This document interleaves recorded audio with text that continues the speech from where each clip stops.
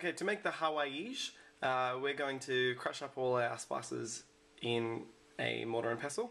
And so you'll need 3 teaspoons of black peppercorns, 1 teaspoon of cumin seeds, 1.5 teaspoons of coriander seeds, 1 teaspoon of whole cloves, 1.5 teaspoons of caraway seeds, half a teaspoon of saffron threads, except I don't seem to have any at the moment, so all I'm using is imitation yellow saffron, so hopefully it's going to work out as good. And half a teaspoon of cardamom. Okay, and then you put that all together, and then we're going to add 1 teaspoon of turmeric, and we're going to put that in a container and mix it all together. Okay, to start, we're going to take 450 grams of lamb, and we're just going to fry that up on medium-high heat, just until all the pink's gone. Okay, when that's browned up enough, we're going to place it in our saucepan.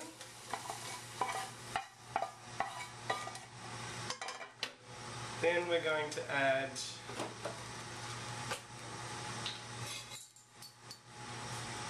a tablespoon of oil.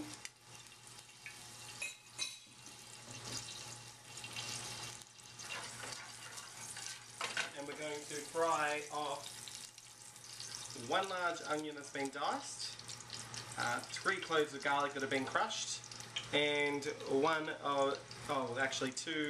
green chilies that are cut off the top and cut lengthways, but I'm only putting in 1 because people at cooking pool don't like something that hot, so we'll just fry that all up.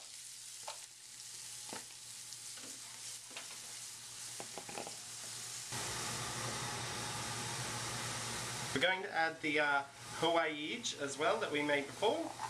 So take your spices and sprinkle those in there, and just cook them up until the onion's tender.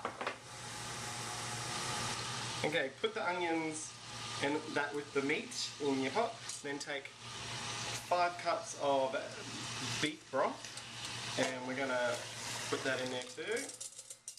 And then 2 tomatoes that have been diced and 1 large potato that's been diced. Throw those in as well. And we're just going to pump it up, because we're going to put it on the boil. And so once it gets on the boil, turn it down to a simmer and cover and leave it for an hour. Okay, to make the halba, we take 1 cup of water and place that into a cup, and then you take 1 tablespoon of fenugreek and just chuck that in and mix it in there, and we're just going to leave it in there for at least 3 hours for it to soak up the water. Okay, so after the fenugreek is been soaking for 3 hours, we're going to discard the water, and so it sort of becomes like a paste, see? And then we're going to add to that the juice of 1 lemon.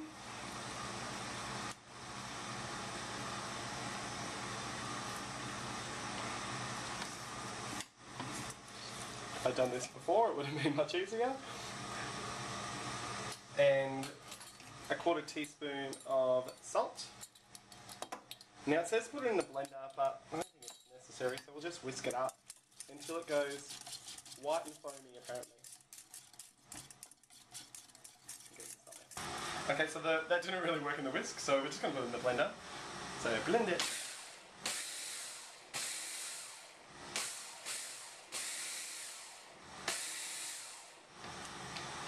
Until it's sort of white and foamy, like that.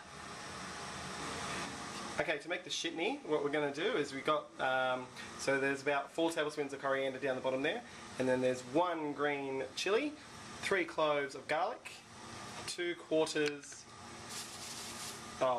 tomatoes that have been quartered, and 1/2 teaspoon of salt, and we're just going to process that all up.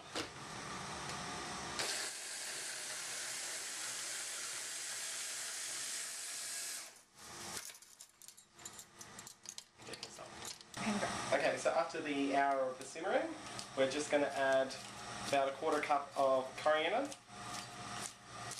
I've already added some to it before, and we'll just mix that through. and then 2 eggs that have been lightly beaten. We're just going to pour that into it as well, and we're just going to mix until it blends.